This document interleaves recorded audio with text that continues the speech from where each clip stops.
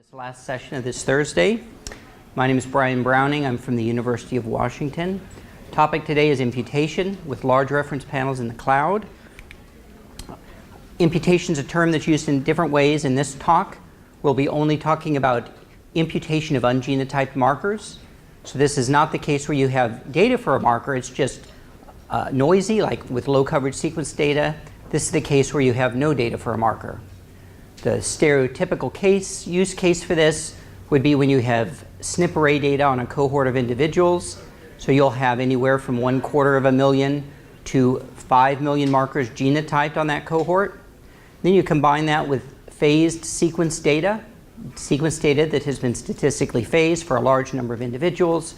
You combine that together, you look at the patterns of allele sequences in your sequence data, turn the crank, out comes at the end sequence data on the individuals you started with. So it's a way of turning SNP array data into sequence data. And at the end, every site that's polymorphic in your reference panel, you have estimated genotypes in your target sample. Primary use for this is genome-wide association studies, although it could be useful anytime you want sequence data and the data you have is SNP array data. On the upper left, you have the standard output from a genome-wide association study. This is where we test each variant for association with a trait. So we look for correlations between the number of copies of the variant that an individual carries, which is 0, 1, or 2, and the trait value. And for each variant, we plot the p-value from a test of association. The x-axis is the human genome, labeled by chromosomes. Different chromosomes are in different colors. The y-axis is the p-value. It's adjusted to be on a minus log 10 scale. Higher values mean more significant. So a 10 on the y-axis means 10 raised to the negative 10th p-value. 20 is 10 raised to the minus 20th p-value.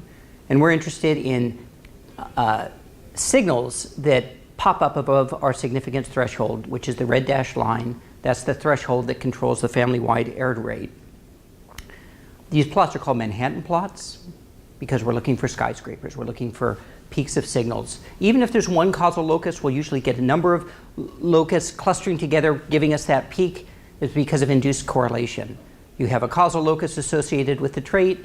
Other loci in the neighborhood are correlated with the causal locus, and so they have this induced correlation with the trait, and that's why they're showing up significant on our association test.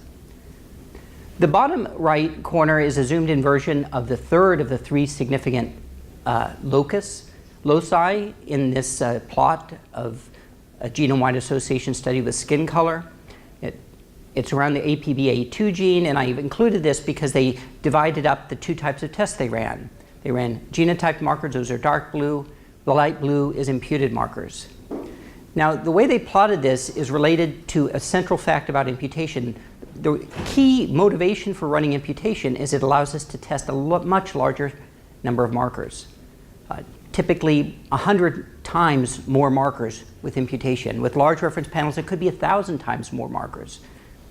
When they plotted this, whenever you plot, you sort of layer up the plot. You plot one symbol, and then the next symbol, and that symbol overwrites the first symbol. They had to plot this with the genotype markers last, because if they would have done it the other round, can you imagine what the plot's going to look like? You wouldn't see the dark blue. It'd just be light blue. So the point of imputation is it allows us to test many more markers, and in this case, right here, the most significant association is with a light blue marker, with an imputed marker. I'm going to be moving along here, but if something's unclear, feel free to ask questions. How does imputation work? Most methods look at the target haplotype as a mosaic of reference haplotype segments. So this is just a cartoon. We work at the haplotype level, so we're assuming the target genotype data has been statistically phased. We're assuming the reference panel has been statistically phased. And we are going to represent that target haplotype as a series of reference haplotype segments where you can, on this cartoon, you can just match them up. And if we've done a good job representing it as a mosaic of reference haplotype segments to where these segments really are inherited from a common ancestor identical by descent, well, that means the target haplotype and the reference haplotype have inherited the same material, and that allows us to fill in the missing genotypes. We just copy them. Sometimes we'll talk about the target reference haplotype, the target copying a reference haplotype. That just means we just copy the missing alleles over from whatever reference haplotype is being copied. And because of the models we use, which are hidden Markov models, the most common and most successful model for this is the Leon-Stevens model. The references that are associated with this talk in your program list 4 papers. All of those papers give an overview of that model if you're interested, as well as pointers and references to other models, or other papers that discuss the model and discuss hidden Markov models in general. So see the references. I won't dwell on it here because of time constraints. But because we're representing the reference haplotypes form the state space of our hidden Markov model, and we think of paths through that hidden Markov model. Rather than working directly with the mosaics, we work with paths, and you can see how each step in this path identifies the reference haplotype segment that's being copied. Right? You can see where the blue is, and then it switches over for the section where the orange is copied into the target, then the yellow, then the gray. So just realize when you see one of these paths in the slides, that's denoting a way to represent the target haplotype as a mosaic of reference haplotypes. Let's change our point of view now. Look at sequence data. This is a cartoon. Nothing is to scale on this cartoon, but it'll still be useful to illustrate the key points. The polymorphic sites in the reference panel are in colored boldface type.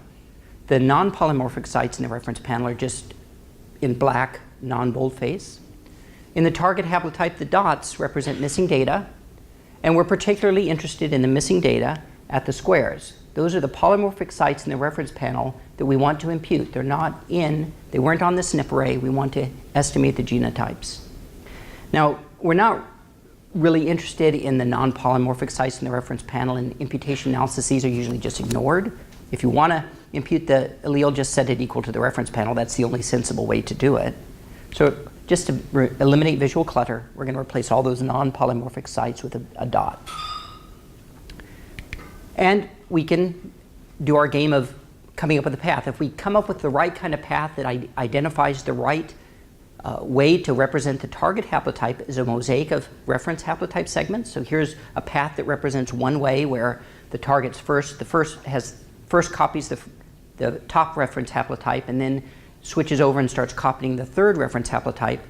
Well, then that immediately tells us how to impute, right? We would just copy the A over, copy the G over, we're done. This works if we're omniscient, but we're not omniscient.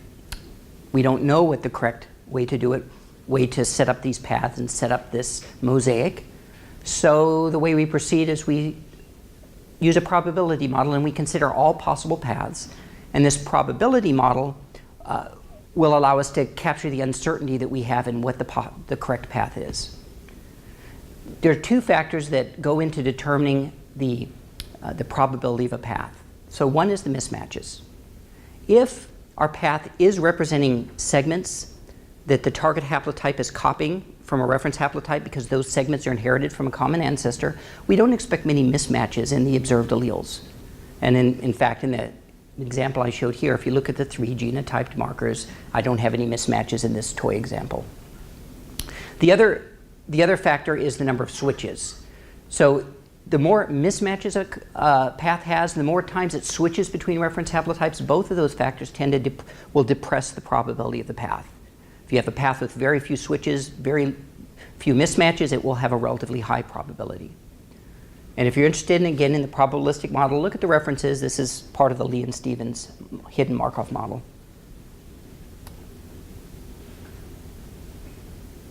Once we have this probability distribution on the paths, imputation, the hard work's done. The rest is very quick. We just look at all the paths that carry a particular allele at a marker. So at this first marker we want to impute, if you're interested in what's the probability that the true allele that I didn't genotype is an A, you would take all the paths that carry an A at that marker, and we have a probability distribution on the paths. You would add up those probabilities. That's your probability that the missing allele is A. If that probability is near 1, then with high confidence, the allele is an A. If the probability is near 0, well, there's only 2 alleles observed in the reference panel. With high confidence, the allele is going to be a C. If it's in between, you don't have high confidence. It's ambiguous. So this is all a nice way to proceed, but you may be a step ahead here and thinking, well, how do I enumerate all the possible paths? And you're right, that's a problem. So the number of possible paths is exponential in the number of reference haplotypes. Current state of the art for reference haplotypes is tens of thousands. By the end of the year, we expect to break the 100,000 barrier. At the current rate of growth, in 5 to 7 years, we will break the million reference haplotype barrier. You've got a number, an exponential number with a million in the exponent. No way are we going to be able to enumerate those. Fortunately, there's an algorithm that comes to our rescue, and that is a very famous algorithm for hidden Markov models called Baum's algorithm. It's also called the forward-backward algorithm because it functions by making a forward pass and a backward pass through the hidden Markov model, which in this case is formed by all the state space of the hidden Markov model corresponds to all these squares. The Baum algorithm does exactly what we want it to do. All right? It computes the probability of all the paths that go through any particular allele. That's exactly what we want, because the Baum algorithm gives us a probability associated with each of these squares, and that probability is the sum of all the paths that go through the square. So if I want to estimate the probability that this allele is an A at the first missing marker, instead of having to add up all the probabilities of all these paths, which I'll never be able to do, I can instead just add up the probabilities associated with these reference haplotypes that carry an A at that marker. And I'm done. I have my imputed allele probability. So Baum's algorithm does exactly what we want without having to enumerate all the possible paths, which is going to be impossible. It gives us what we want. It's an amazing algorithm. In addition, it has nice computational properties. Its compute time and its memory are both proportional to the number of boxes here, the number of alleles in the reference panel. That's usually about as good as you can expect because you double the input data size. In this case, the input data would be the size of the reference panel. You expect the computation time to double. That's, as a general rule of thumb, as computational biologists, if we can get that kind of scaling, we're generally pretty happy. Unfortunately, if we really want to go to really big reference panels, even that linear scaling, we need to speed it up a little bit. It needs a little bit work. With just a plain vanilla implementation of this, you could probably get up to 100,000 markers, but then it'd start getting a little painful, I think. We're right now on our 4th or 5th generation of imputation methods, and there's been very steady improvements. So the results I'm going to show you today are building on a decade of really nice work in the area of imputation methods by a number of groups. So we want to speed things up. The compute time for Baum's algorithm is proportional to the number of reference alleles. So there's sort of a natural way to go about speeding it up, and that is, well, can we reduce the number of boxes? Can we reduce the number of reference alleles without losing accuracy? And that's what we're going to try to do. That'll also help us with the memory constraints too, because the memory is proportional to the number of boxes. And the usual way we reduce the number of boxes is to reduce the number of haplotypes that go into Baum's algorithm. Instead of all the reference haplotypes, we'll use a subset. So hold that thought for a minute. We're going to come back to it, but I need to make a brief detour into a method, into something that'll be the foundation for some other methods we discuss. So we're turning into computational methods now, and the first is a technique. It's a standard technique, but it's going to be the foundation for several things we talk about. So I want to mention it first. And it's sliding windows. So the idea of sliding windows is you want to analyze a whole chromosome, but you can't fit the whole chromosome in memory. What do? Well, you just analyze a window of data at the time, then slide the window down, analyze another window, analyze another window. Do it sequentially. Those overlap for reasons I'll explain in just a minute. So you first analyze the first window, and you pretend that's the only data that exists. You do your imputation. You're done with the imputation. You output all the way up to the midpoint in the overlap between window 1 and 2. That's that splice point. So you go right up to the overlap, output your data. Then you flush the data from memory. You forget window 1 exists. You go to window 2. You analyze window 2 as if it's the only data that exists. Finish your imputation. You start outputting your imputed data. Start at the splice point where you left off. Go to the next splice point. Stop. Flush window 2. Go to window 3. And so on. The reason for the overlap is to account for loss of accuracy due to imposing windows, loss of accuracy near the window boundaries. Imputation relies on intermarker correlations. When you're near a boundary and you're in the window, you are losing the information from very close by markers that are outside the boundary that you no longer see because they're outside your window. So the way we get around that is we make the windows a little longer. And if you noticed, when we analyzed window 1, we stopped at the splice point. This little tail end beyond the splice point just gets thrown away. And that's how we use windows without losing any substantial accuracy. The overlap in outbred population data is usually a quarter megabase or a quarter of a centimorgan is fine. Definitely 1 centimorgan works pretty well. All right, so this solves or goes a long way towards solving our memory problems. Instead of analyzing a whole chromosome, we just have to have a window's worth of data in memory.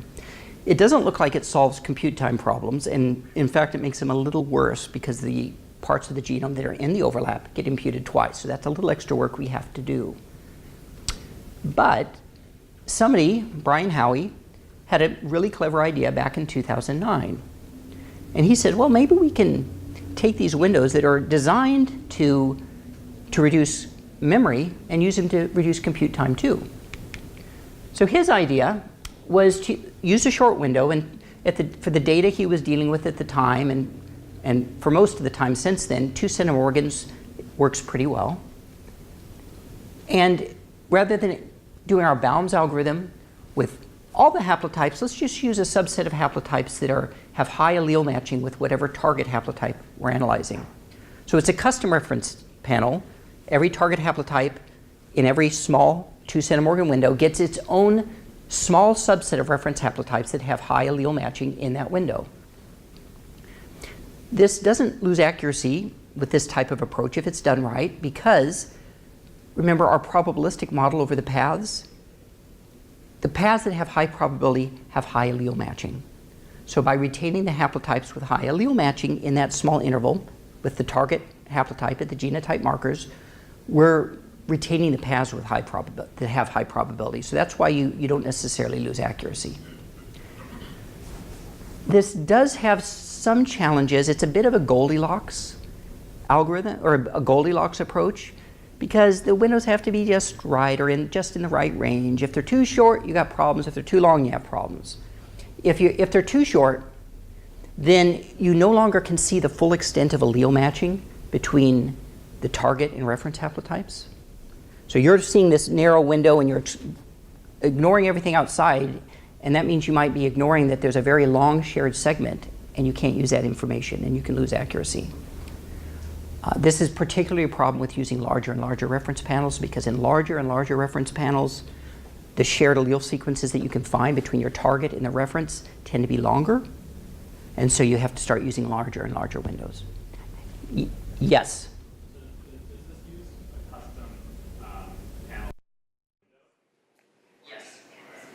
Yes, it uses a custom panel per window.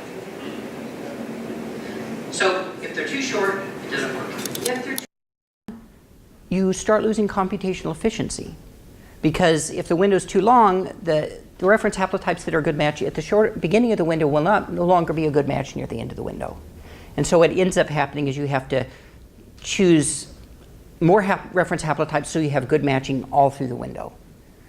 So 2 centimorgans works pretty well for the reference panels at that time, but it doesn't work well for really huge reference panels, and you got to make sure you're setting things right. Also, the initial algorithms for choosing this reference panel were a bit slow. They've been improved on. There were some improvements that came on. I haven't necessarily seen them evaluated, though, for really large reference panels. So this motivated the development of a way to try to be able to use a small number of haplotypes to do our imputation for Baum's algorithm,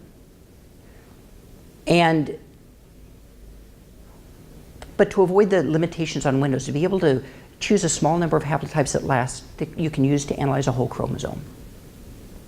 Okay? So here's the idea. We're going to use we're calling composite reference haplotypes. So just like the target haplotype is a mosaic of reference haplotypes, Our composite reference haplotypes are going to be mosaics of reference haplotypes. But they're going to be mosaics constructed so that just like the target haplotype is a mosaic of these 4 original reference haplotypes, the target haplotype is also a mosaic of our composite reference haplotypes. So in a sense, we've got a target haplotype that's a mosaic of composite reference haplotypes, which are mosaics of reference haplotypes. We've just added another step in there. And this allows us to be able to analyze whole chromosomes worth of data. This technique seems to work, has worked very well for us in practice. We can analyze a whole chromosome worth of data because each of these composite haplotypes is standing in for multiple reference haplotypes because of the way we put it together. So how would you construct this? So another toy example, we'll start with a target haplotype that is a mosaic of 4 reference haplotypes. And over here on the right, we have 2 slots for composite reference haplotypes. By default, for imputation, we use 1600.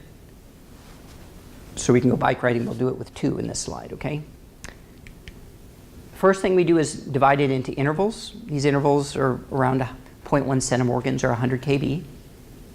And we're going to march through these intervals from left to right.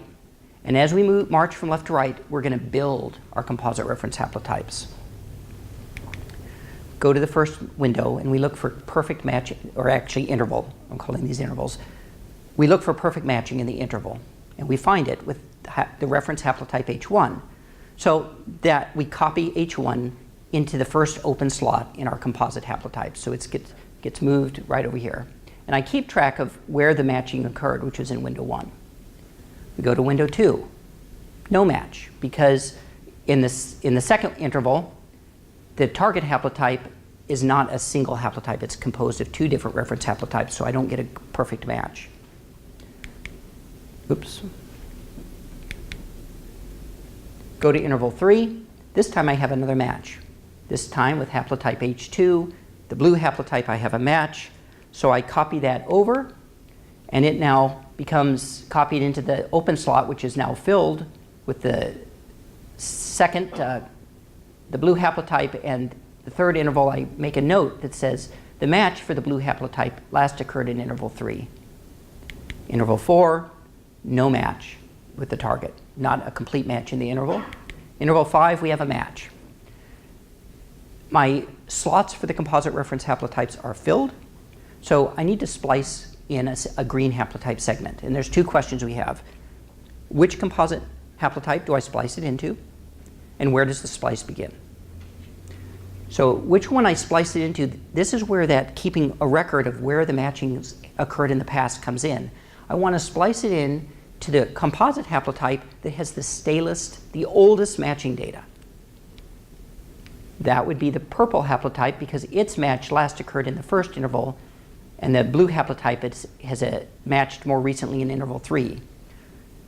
The motivation for going to the oldest match and splicing our new haplotype in there is that if it's the oldest match, we've gone the most number of windows without a match. Right? We're right now in interval 5. There was no matching in interval 2, 3, or 4. So it's in the first composite reference haplotype is sort of the highest probability that this purple is no longer relevant to us. In this part of the chromosome, it's not useful for matching because if it was, it would have matched more recently. We would have seen it matching in some interval.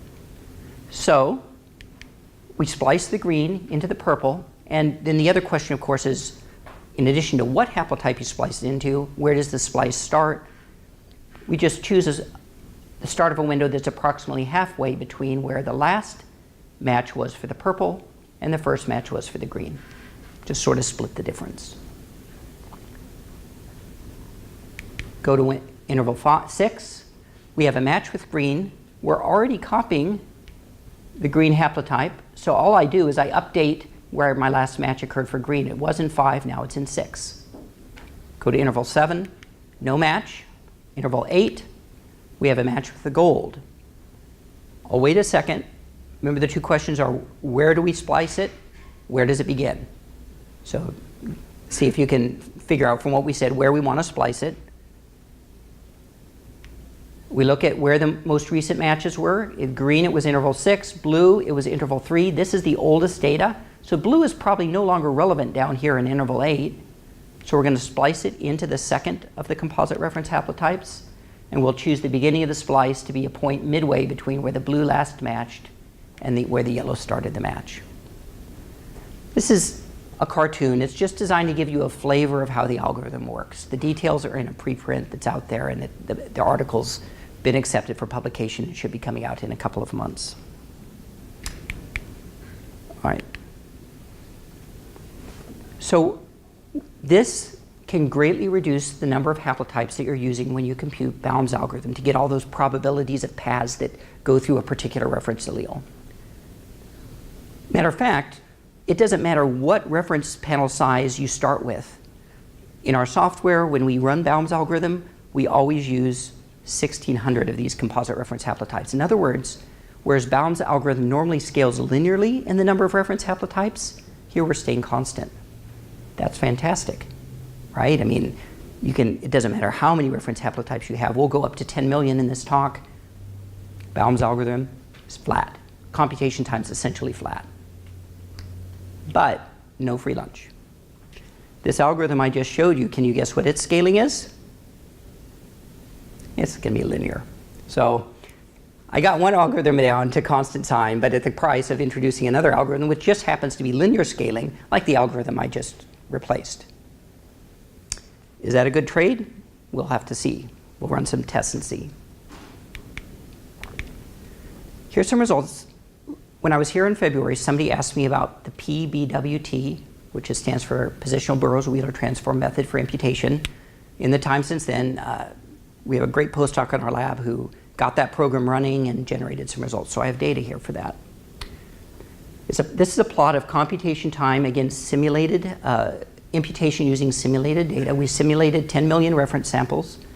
The x-axis is a plot, or is the number of reference samples on a log scale starting at 10,000, 100,000, 1 million, 10 million. Y-axis is computation time for imputing into 1,000 target samples, where the region we're imputing is a 10 megabase region. I should say, this slide is very up to date. None of these methods have been published yet. 4 methods here, none have been published. 2, I wonder if they ever will be, for various reasons. And 2 I think are in the pipeline for publication. So Impute 4 has some internal limitations. It doesn't have to, but it's just coded that way where you can only analyze up to about 65,000 haplotypes, which if you work with computers, you'll realize it indicates how many haplotypes are being indexed. 2 to the 16. So that's that point there. It's the slowest in the methods at 10,000, so I'm mainly interested in the scaling of these other methods. PBWT has a reputation for being very fast. And you might look at this slot and say, what's going on? It's the slowest of the methods. PBWT, the Positional Burrows-Wheeler Transform method, I don't know the details of it, but it's the PBWT transform is described in a beautiful paper by Richard Durbin back in 2014 in bioinformatics. PBWT is actually doing pretty well. It's only looking bad because it's being compared to these other methods.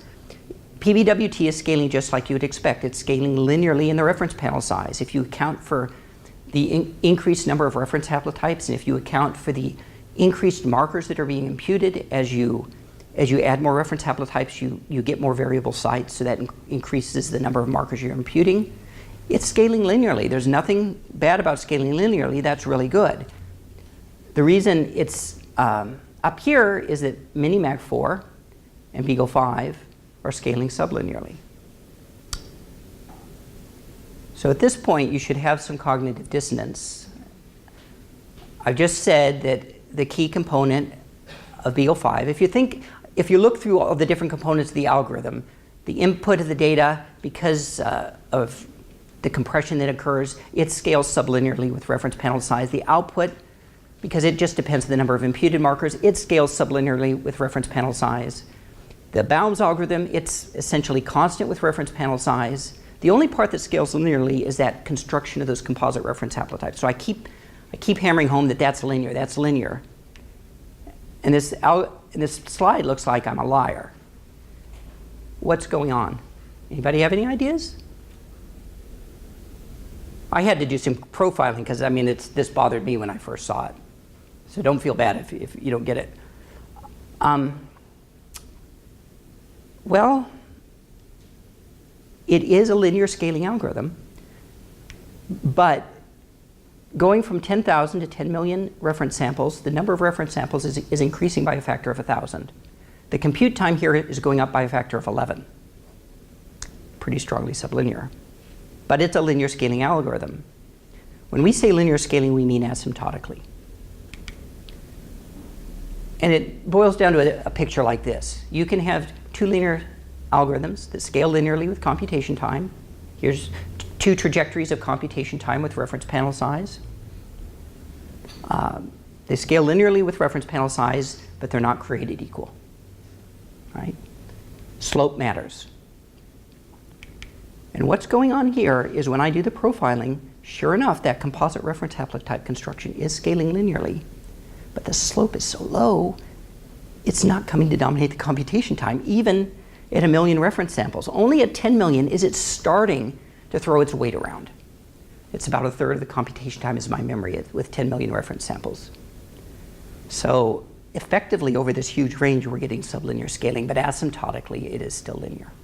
Yeah? So is the intuition that it just finds them match really quickly? Yeah. Yeah, that's basically what's going on. It's finding it quickly enough. It's growing, but it's starting from such a low part that the other parts of the algorithm are what are dominating computation time, and it's just taking a while to climb to where it's now taking over on the computation time. I can't simulate more. I mean, we've got great tools for simulation to go this large, but the tools aren't really large enough to go to 100 million or 1 billion. If they were, and I was able to extend this, then you'd eventually the composite reference haplotype construction would take over, and you'd see that linear scaling like you expect.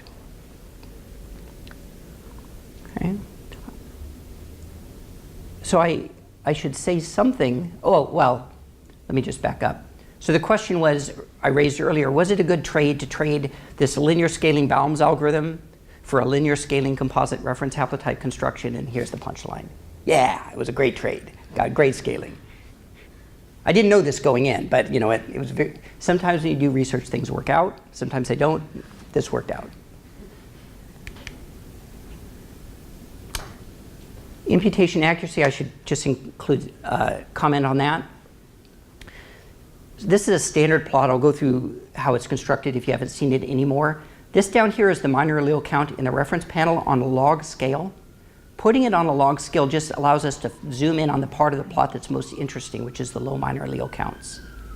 The y-axis is listed as r squared. It's the squared correlation across haplotypes of the dosage of a variant with the imputed allele probability. Right, so the dosage is either 0 or 1. The imputed allele probability is a floating point number between 0 and 1.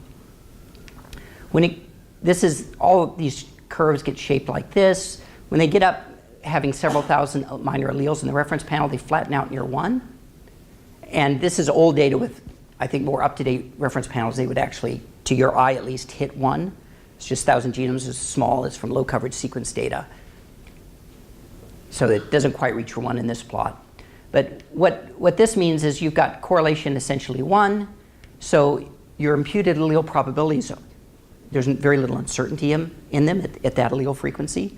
The imputed allele probabilities are 1, and you're imputing the right allele. It's almost as good as genotype data. Down below, for very low minor allele counts, the accuracy suffers because you just don't see the allele in its context often enough in the reference panel. The only point I need to make about this is all these methods up here, which are recent versions of Impute, Minimac, and Beagle, they all are based on the same Lee and Stevens model. Their accuracy is virtually indistinguishable. PBWT is doing something different. Exactly what it's doing, I don't know because it's not published, but it's close. It's not far off, but it is just a little bit less accurate, where the accuracy, don't look at this direction, the accuracy is measured vertically, right? So it's about maybe a 5% drop at the low minor allele counts in the R-squared in the correlation between imputed probability and allele dose.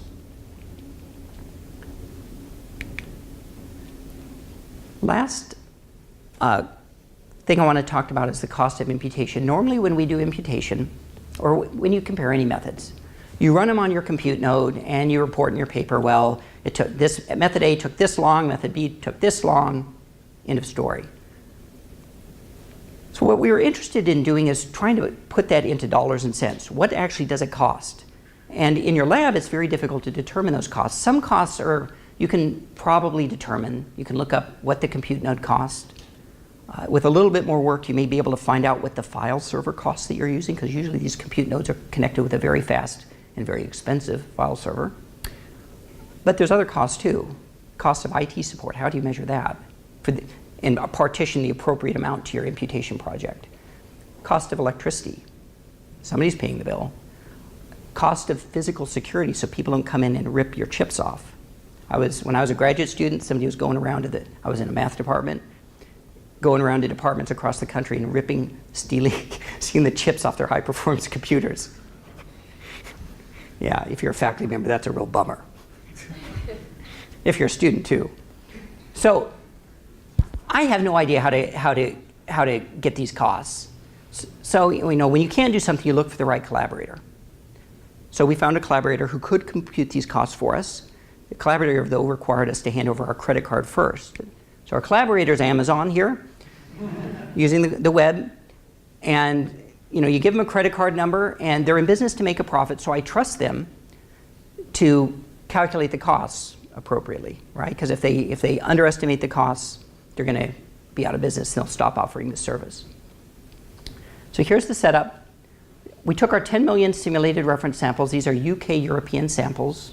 So we simulated under a demographic model estimated for Europeans in the United Kingdom, because that's the demographic model we best understand, because there's a lot of data on it. We took 1,000 target samples, and we took our 10 megabase region, made 30 copies, stacked them end to end to create a 300 megabase region. And we do have a breakdown in LD every 10 megabases when you start over with a new copy, but for the purposes of estimating computation time, that shouldn't be a problem. I mean, it's a very relatively, these breakdowns are very far apart, and it's not really changing the calculations our program has to make. We chose 300 megabase regions because it makes our math simple. It's 1/10 of the genome. So if we want to extrapolate to the whole genome, we just multiply by 10. And also, we chose it so that we were doing the right stress test. 300 megabases is larger than any analysis you'll want to do in human data, typically, because we analyze often parallelized by chromosome. And the longest human chromosome is only 250 megabases or thereabouts. So this just ensures that we can do any human chromosome and makes our math easy. And here's the breakdown of costs. The total cost for this 300 megabases up here is 63 cents.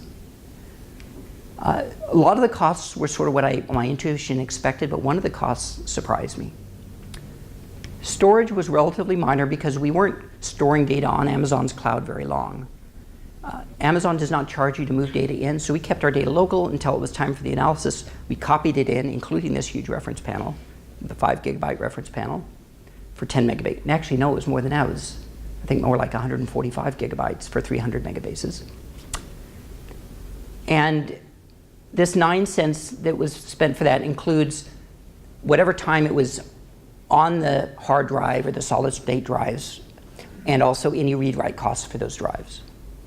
The compute node cost, we expected this to be the major component, and it is a major component. 24 cents, this was for a compute node with 16 CPU cores and 122 gigabytes of RAM that we had access to. The drive, which is part of the blue that we were using for this, was a 150 gigabyte solid state drive. 150 gigabytes because that's what would hold our reference panel. This was the surprise to us. Data transfer out. Amazon, no charge moving data in. But if you want to leave, well, that's going to cost you. We didn't have to transfer our reference panel out. I mean, we're not going to pay to transfer our reference panel out at those prices. We just deleted it on the system. We have a copy locally. But just for those 1,000 target samples, ouch. 300 megabases for those 1,000 target samples, a tenth of the genome, was 28 cents. That was the biggest cost.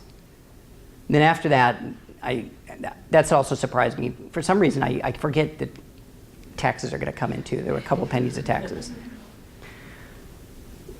Extrapolate this out to what's the cost to impute a human genome if you're imputing in batches of 1,000. Well, you multiply by 10 to get the whole genome, divide by 1,000 to get the cost per an individual sample, and it works out to be 0.63 cents per genome. This cost here we could have avoided. Our university, and I wouldn't be surprised if many of your universities have this too, definitely look into it if you're working on the cloud. Our university has a data egress waiver. They have a contract that says people at University of Washington, if they link their accounts in, don't have to pay the data egress. So if we did that, the cost would drop from 0.63 to 0.35 cents per target sample. This is for 10 million reference samples. So, I mean, we've got the costs driven down pretty good. And, you know, this kind of compute time is a result of, you know, 10 years of a lot of work on imputation methods by many different groups.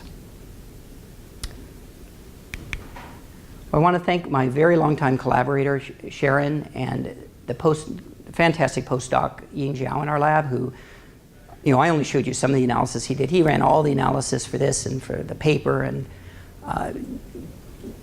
developed almost all the plots. Very much appreciate his work and our funding sources. And if there are any questions, I would be happy to take them.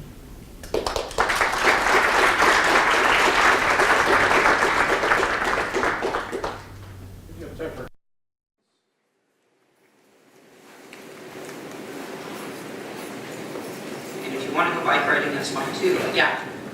What sort of target samples would be sort of the worst case to apply for subsampling on the reference panel? Presumably there's some combination that could miss some of the variance. So in general, your accuracy will go down as your markers get sparse. So you know, it's better to use data that's been genotyped, target data that's been genotyped on a 1 million SNP array versus 50K SNP array with only a quarter of the markers. If your markers are less informative, if you have some, you know, trying to do imputation on an exome array, if all you have is the exonic variants, many of them are low frequency and not very informative, you're going to get pretty bad imputation there. So it's the density of markers, the informativeness of the markers, the accuracy of the markers. This is where the reference panel typically comes into play. Older reference panels were built from low coverage sequence data that's less accurate. The newer reference panels that are coming out of TopMed from deep sequencing data, they are noticeably more accurate than the old panels. Like if you compare equivalent number of people from TopMed versus the Haplotype Reference Consortium reference panel, one is high coverage, one's low coverage. The TopMed is much more accurate. And I think Sayant and Das in a review paper that's coming out in Annual Reviews of Genetics, there's a link in the program to it, has done some comparisons of that if you want to see that comparison. So that's where the reference panel impacts the accuracy. Yes? I have a question. The reference panel is basically phased, right? Yes. And what if you have some errors in phasing, or are there any methods to try to deal with that? None of the methods deal with it now. It's not in our practice, in our observation, it hasn't been a major issue.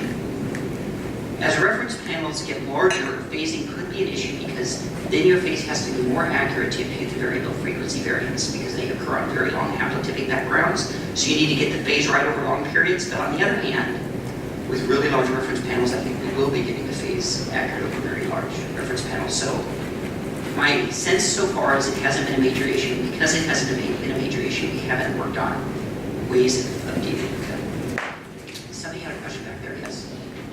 So I guess Windows size still matters for a composite reference haplotype when constructed. You mean that interval?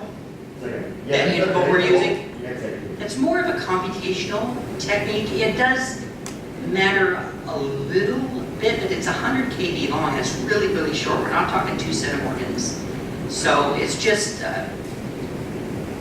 as long as your shared allele sequences are longer than that 100 centimorgans will allow you to find them. And the way the composite reference haplotypes work is we automatically then sort of grow the shared segments we copy grow to encompass the segment. So it's a very flexible method. The window segments don't limit you to a certain size window. The actual part that gets copied depends on what the data is telling you to copy. I'm out of time, so.